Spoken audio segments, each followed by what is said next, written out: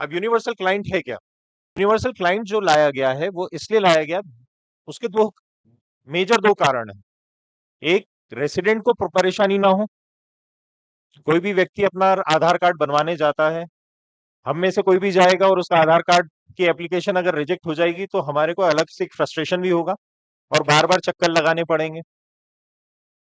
ठीक है, तो एक तो रेसिडेंट की परेशानियां, ऐसा प्रोसेस बना दिया जाए, ऐसा सिस्टम बना दिया जाए जहां पे पहली बार में वो जाए तो उसका काम पहली बार में ही हो जाए। दूसरी चीज, जो ऑपरेटर्स बैठ के वो काम कर रहे हैं उस इंफॉर्मेशन को फीड इन करने में करते हैं, लगाते हैं, पर अंत में अगर एप्लीकेशन रिजेक्ट हो जाती है तो परेशानी उनको भी झेलनी पड़ती है, तो ये परेशानी वो ना झेलें। दूसरी चीज, पीछे के एंड पे यूआईडीआई बैठा हुआ है, वो भी किसी जेन्युइन पर्सन के आधार एप्लीकेशन को रिजेक्ट करना नहीं चाहता। ये तीनों एंड पे, इन तीनों एंड पे परेशानियों का सुधार करने के लिए हम यूनिवर्सल क्लाइंट को लेकर आए हैं। अब इसके ऑब्जेक्टिव्स क्या क्या हैं? प्रोसेस सिंप्लीफाई हो जाना चाहिए, एफिशिएंसी आप लोगों की इंप्रूव हो जानी चाहिए, ट्रांसपेरेंसी बढ़ जानी चाहिए। ठीक है, आप आगे देखेंगे इसमें बहुत सारे ऐसे तरीके हैं, बहुत सारी ऐसी चीजें ऐड की गई हैं, ऐसे टूल्स ऐड करे गए हैं जिससे आप लोगों के टेंशन कम हो जाएंगे। रिजेक्शंस मिनिमाइज किया जाना चाहिए, एनरोलमेंट का प्रोसेस फास्ट हो जाना चाहिए। ठीक है, और हमेशा की तरह सेफ्टी और सिक्योरिटी क्लाइंट के डेटा की वो मेंटेन रहनी चाहिए। अब ईसीएमपी जो होता था उसमें क्या क्या चैलेंजेस आते थे? क्योंकि वो रियल टाइम, वो ऑनलाइन सिस्टम नहीं था, तो रियल टाइम चेक्स कुछ नहीं होते थे। आप रियल टाइम्स में आप कोई डिटेल्स चेक नहीं कर सकते। पैकेट, दूसरी चीज होती थी, पैकेट्स जो होते थे वो आपके एंड पे रहते थे, फिर एक बार में अपलोड होते थे, राइट? उसी टाइम अगर आप वेरीफाई कर पाते कि ये डॉक्यूमेंट सही अपलोड हो गया है, सही तरीके से पैकेट्स जाएंगे, तो आपका काम बहुत आसान हो गया होता, राइट? तो यूसी में हम रियल टाइम, बहुत सारी चीजें हम रियल टाइम में चेक कर सकते हैं। मैनुअल एरर्स, बहुत सारी डेमोग्राफिक एंट्रीज में आप जब डालते थे तो उसमें बहुत सारे टाइपिंग में एरर्स आते थे। इंग्लिश में बहुत सारे लोग कन्वर्सेंट नहीं होते, होते हैं क्या? नहीं होते। कई बार हम काम करते रहते हैं, हमारे दिमाग में कुछ और चल रहा होता है। आप अगर देखेंगे, आपके दिमाग में अगर कोई एक नंबर चल रहा है, मैं अगर आपसे बोलूं 25 प्लस 50 कितना होता है, उसी टाइम अगर किसी ने 85 बोल दिया, आपके दिमाग में 85 चलेगा, 85 चलेगा, आपको वो 50 प्लस 25 85 मुंह से निकलेगा। और जो निकलेगा, अगर आप वो टाइप कर रहे हैं, जब आप टाइप कर रहे हैं तो वही 85 आप लिखेंगे, आप 75 नहीं लिखेंगे। और जब आप लिख के सामने आपके रेसिडेंट को आप दिखाते हैं, ये डिटेल चल रही है, कई बार वो रेसिडेंट सिर्फ अपनी इंफॉर्मेशन बता के, मौखिक बता के ये सोच लेता मेरा काम खत्म। बहुत से लोगों के सामने ऐसे रेसिडेंट्स आएंगे जो अनपढ़ हैं, जिनको सामने आप कुछ भी दे दें, वो वेरीफाई नहीं कर पाते कि वो सही लिखा है या गलत लिखा, ऐसे उसमें इंफॉर्मेशन गलत चली जाती थी।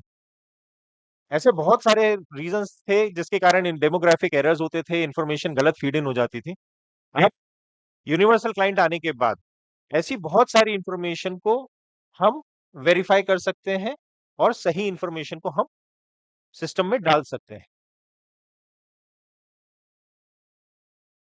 ईसीएमपी और यूनिवर्सल क्लाइंट के बीच में डिफरेंस क्या क्या है? सबसे पहली चीज जो हमने बात करी कि ईसीएमपी जो है वो ऑफलाइन मोड में काम करता है, यूसी जो है वो ऑनलाइन मोड में काम करता है। पैकेट कहां पे बनता है? ईसीएमपी में पैकेट बनता है यूजर के मशीन पे, लेकिन यूसी में पैकेट कहां बनता है? वो बनता है बैकएंड पे। ना यहाँ पे मैं एक चीज आपको बताना चाहूंगा, यहाँ पे ना ईसीएमपी में ना यूसी में, दोनों ही जगहों पे आप डायरेक्टली सर यूआईडीआई के आने के बाद आप उसको वेरीफाई कर सकते हैं। अब ओटीपी बेस्ड वेरिफिकेशन ईमेल का और मोबाइल का शुरू हो गया है। ठीक है, फिर सीआरएस सिस्टम जो है, सिविल रजिस्ट्रेशन सिस्टम जो है, इसके साथ ईसीएमपी का कोई इंटीग्रेशन नहीं था। ठीक है, सिविल रजिस्ट्रेशन सिस्टम जो होता है वो होता है सिविलियंस का डेटा एक पर्टिकुलर गवर्नमेंट एजेंसीज के पास। इसमें सबसे इंपॉर्टेंट जो है, आप लोगों में से कोई बता सकता है क्या है? सिविलियन रजिस्ट्रेशन सिस्टम में ऐसा कौन सा डॉक्यूमेंट है जो आप लोग यूज करते हैं अभी, यूज कर सकते हैं? Birth certificate. ठीक है। अब इसी तरीके से जो एनआरआईज होते हैं, ओसीआई कार्ड होल्डर्स होते हैं, विदेशी जो आते हैं, विदेश के नागरिक जो होते हैं, उनका डेटा भी ऑनलाइन एक्सेस किया गया है, उसको भी इंटीग्रेट किया गया है सिस्टम में। ठीक है। कुछ उनकी डिटेल्स भी हम लोगों ने डाली है, वो अपन आगे देखेंगे। ठीक है। अब बर्थ रजिस्ट्रेशन नंबर से आप लोगों को मालूम होगा कि बर्थ रजिस्ट्रेशन नंबर डाल के अगर हम किसी को वेरीफाई कर लेते हैं, तो हमारी तरफ से पैकेट के रिजेक्ट होने के चांसेस वहीं पे बहुत कम हो जाते हैं। Isn't it? ठीक है। अच्छा, दूसरी चीज, सपोर्टिंग डॉक्यूमेंट्स का वेरिफिकेशन आप लोग नहीं कर पाते थे, राइट? यहां पे आपके पास ऑनलाइन सोर्स है। आप जब डालते हैं, जैसे बीआरएन की अगर हम बात करें, तो वो क्या है? बर्थ रजिस्ट्रेशन नंबर डालते हैं तो क्या होता है आप लोगों के पास सिस्टम में? यूसी में ऑटोमेटिकली डेटा पॉपुलेट हो जाएगा। यूसी में ऑटोमेटिकली उस बच्चे का पूरा डेटा जो उसके बर्थ रजिस्ट्रेशन सर्टिफिकेट में है, वहां पे पूरा का पूरा डेटा अपने आप आ जाएगा। तो आपको उसमें कुछ वेरीफाई करना है? आपको उसमें कुछ वेरीफाई नहीं करना। बिल्कुल, आप उसमें देख सकते हैं हम लोगों के लिए कि भाई ठीक है, ये जो डेटा हमारे सामने मेंशन्ड है और जो सिस्टम पे आ रहा है वो सेम है कि नहीं है, राइट? आसान हो गया हमारे लिए वेरीफाई करना। ठीक है। ड्राइविंग लाइसेंस, आजकल आप लोगों ने देखा होगा, एम परिवहन किस किसने डाउनलोड कर रखा है? कर रखा है। आजकल एम परिवहन आप लोग जब डाउनलोड करते हैं तो उसमें आपका व्हीकल का रजिस्ट्रेशन नंबर आपको मिल जाएगा। यहाँ पे उसमें 3-3 4-4 गाड़ियों के आप अपने रजिस्ट्रेशन सर्टिफिकेट रख सकते हैं। उसमें आप एक लाइसेंस रख सकते हैं। एक नंबर पे एक लाइसेंस आप इंस्टॉल कर सकते हैं। तो मतलब ऑनलाइन वो इन्फॉर्मेशन भी अवेलेबल है आप लोगों के पास, राइट? तो वो इन्फॉर्मेशन भी वेरीफाई हो जाती है। हम लोग ड्राइविंग लाइसेंस हमारे लिए एक डॉक्यूमेंट है कि नहीं है? ड्राइविंग लाइसेंस हमारे लिए किस चीज का डॉक्यूमेंटेशन है? किस चीज को? पीओआई है, पीओए है? पीओआई है और ओनली पीओआई। जैसे मैंने आपको बताया था कि आपके पास ऑप्शंस आपको दिखेंगे कि भाई कौन कौन से कितने अटेम्प्ट्स हमारे पास बचे हुए हैं। तो अगर आप देखेंगे तो नेम में आपके पास यहाँ दिया हुआ है two two updates left, date of birth में वन अपडेट्स लेफ्ट, जेंडर में वन अपडेट्स लेफ्ट। एड्रेसेस में कुछ नहीं है, मोबाइल में नहीं है, ईमेल में नहीं है, क्योंकि एड्रेसेस आप एड्रेस, मोबाइल और ईमेल आप जितना बार चाहे उतने बार आप प्रूफ देके चेंज करवा सकते हैं। ईमेल और मोबाइल के लिए प्रूफ नहीं देना। हालांकि उसके लिए हम लोगों ने ऑनलाइन वैलिडेशन की फैसिलिटी चालू कर दी है। ठीक है।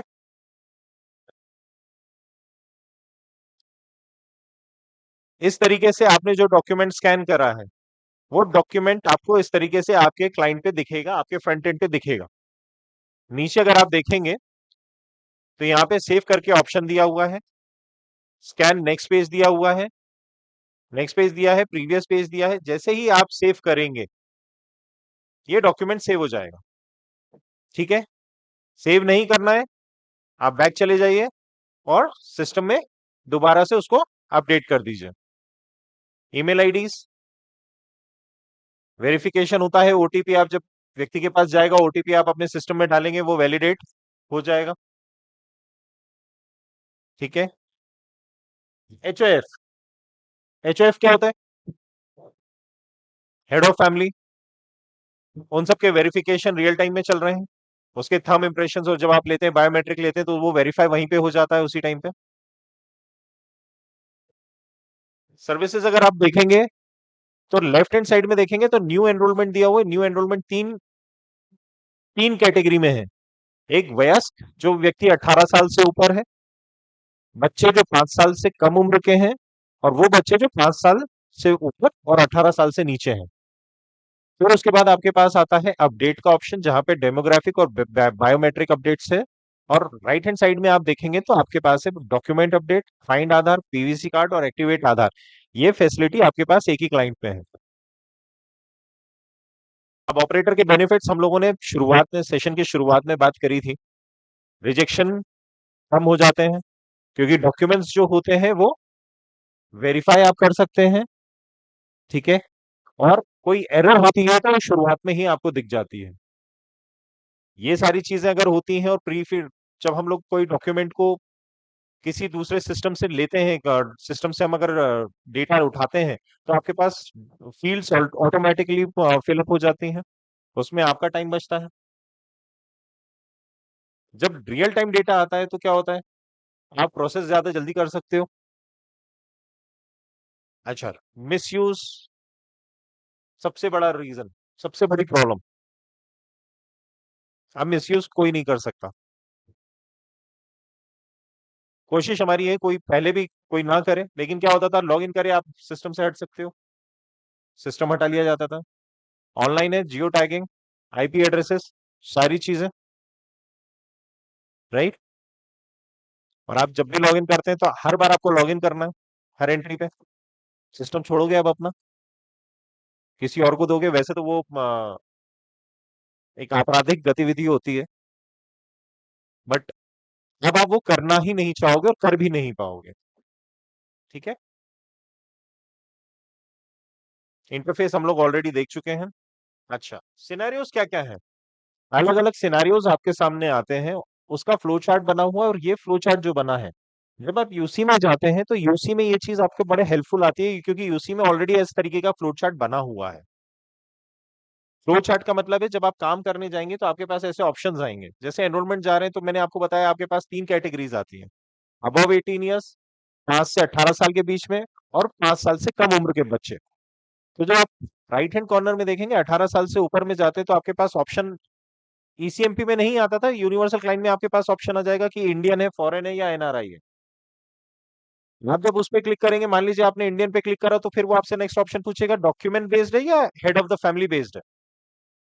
अच्छा, डॉक्यूमेंट बेस्ड है, तो डॉक्यूमेंट बेस्ड में उसके पास प्रूफ ऑफ बर्थ है या प्रूफ ऑफ बर्थ नहीं है।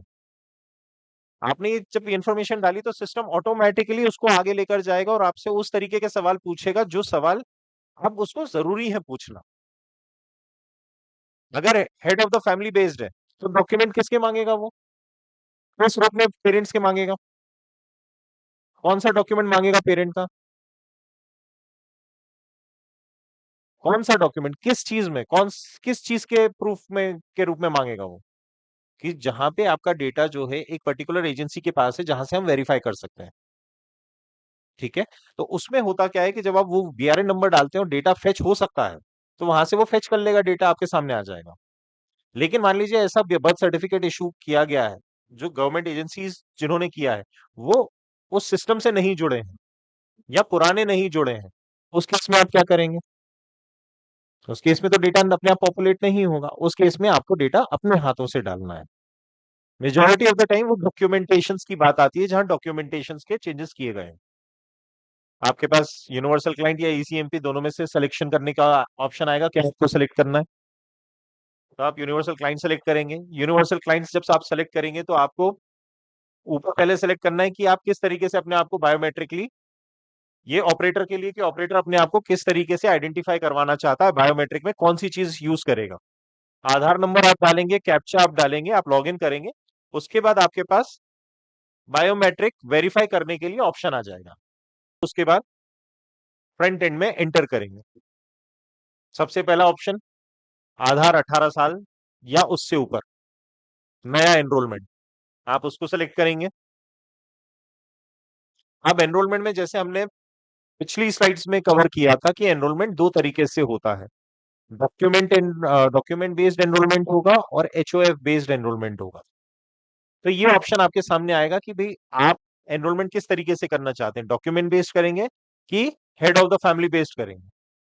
जब आप डॉक्यूमेंट बेस्ड करेंगे तो उसमें फिर आपके पास दो ऑप्शन आ जाएंगे कि प्रूफ ऑफ बर्थ है या प्रूफ ऑफ बर्थ नहीं है। अगर प्रूफ ऑफ बर्थ नहीं है तो क्या आधार बनेगा या नहीं बनेगा, प्रूफ नहीं है डेट ऑफ बर्थ का, और हम एक डेट ऑफ बर्थ डालते हैं, तो यहाँ पे डेट ऑफ बर्थ डालने का ऑप्शन नहीं आएगा, यहाँ पे साल का आएगा कि कितने साल का है वो व्यक्ति। और वो इसलिए डालते हैं कि भाई बहुत सारे लोग हैं जिनको अपनी डेट ऑफ बर्थ नहीं मालूम है, तो वो अपनी एक डेट ऑफ बर्थ बताते हैं, एक डॉक्यूमेंट देते हैं, वोटर आईडी या कुछ देते हैं, उसके बेसिस पे हम उनकी डिक्लेयर्ड एज निकाल लेते हैं। कोई बोलता है भाई मैं 44 साल का हूँ, हम उसकी वो 44 साल डिक्लेयर्ड ले लेंगे, वो अनवेरिफाइड होगी, हम उसके डिक्लेरेशन को मान लेंगे वहां पे। तो आप वहां पे अब देखेंगे आधार कार्ड में, अब वहां पे आता है, कई जगहों पे आपको देखेंगे डेट ऑफ बर्थ आती है, और कुछ जगहों पे आपको 20 ईयर्स, 22 ईयर्स, 40 ईयर्स, इस तरीके से आता है। मतलब वहां पे प्रूफ्स नहीं है, तो हमने एक डिक्लेयर्ड, उसने जो डिक्लेरेशन दिया हम उसके मौखिक डिक्लेरेशन को मान के चलते हैं। अब डॉक्यूमेंट बेस्ड उसके पास प्रूफ ऑफ बर्थ है। ठीक है, तो सबसे पहले ऑप्शन है आपके सामने इंडियन रेसिडेंट। जब आप ओपन करेंगे तो उसमें आएगा, आपके पास तीन ऑप्शंस आएंगे, Indian resident, non resident, resident foreigner. आप सबसे पहले ऑप्शन सेलेक्ट करेंगे रेसिडेंट इंडियन, भारतीय निवासी है। फिर आप उसमें टाइप ऑफ एड्रेस देखेंगे, इंडियन एड्रेस या फॉरेन एड्रेस। भाई अगर इंडियन रेसिडेंट है तो उसका भारतीय एड्रेस ही होगा, तो इंडियन एड्रेस हम सेलेक्ट करेंगे। ठीक है, अब उसके बाद अगर आप ऑप्शन देखेंगे तो उसके बाद आपके पास आता है एनरोलमेंट टाइप। एनरोलमेंट टाइप में आता है document based enrolment, head of family based enrolment. जब आप head of the family based करेंगे, जब आप उसको क्लिक करेंगे तो फिर आपके पास ऑप्शन खुल जाएंगे। माता है, पिता है, या जो बच्चे अनाथ हैं उनके केसेस में लीगल गार्जियंस, और इस तरीके से चीजें ओपन हो जाएंगी आपके पास कि आप किसको हेड ऑफ द फैमिली बना रहे हैं। ठीक है, बायोमेट्रिक एक्सेप्शन है क्या?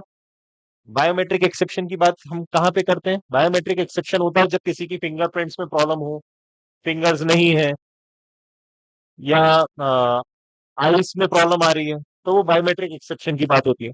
यहाँ पे हम ये मान के चल रहे हैं कि उसमें कोई एक्सेप्शन नहीं है। एक्सेप्शन है तो सिर्फ हमारे को एक्सेप्शन रिकॉर्ड करने होते हैं, राइट? वो आगे अगर हम एक्सेप्शन को एक्सेप्ट कर लेंगे तो आगे वो एक्सेप्शन वाले वो टूल्स ओपन हो जाएंगे, तो उसमें बहुत ज्यादा डिफरेंस नहीं है। हम यहाँ मान के चल रहे हैं कि बायोमेट्रिक एक्सेप्शन नहीं है, तो हम नो पे क्लिक करेंगे। अब उसके बाद अगला ऑप्शन है, क्या उसके पास प्रूफ ऑफ बर्थ है? यस। ठीक है, अब यहाँ पे हम मोबाइल नंबर और ईमेल आईडी उससे डलवाते हैं। ठीक है, अब मोबाइल नंबर और ईमेल आईडी कंपलसरी नहीं है। मोबाइल नंबर और ईमेल आईडी कंपलसरी नहीं है, लेकिन हमें उस व्यक्ति को ये बताना जरूरी है कि भाई अगर आप मोबाइल नंबर डालोगे तो ज्यादा अच्छा रहेगा, ईमेल आईडी दोगे तो ज्यादा अच्छा रहेगा। हम उसे फोर्स नहीं कर सकते।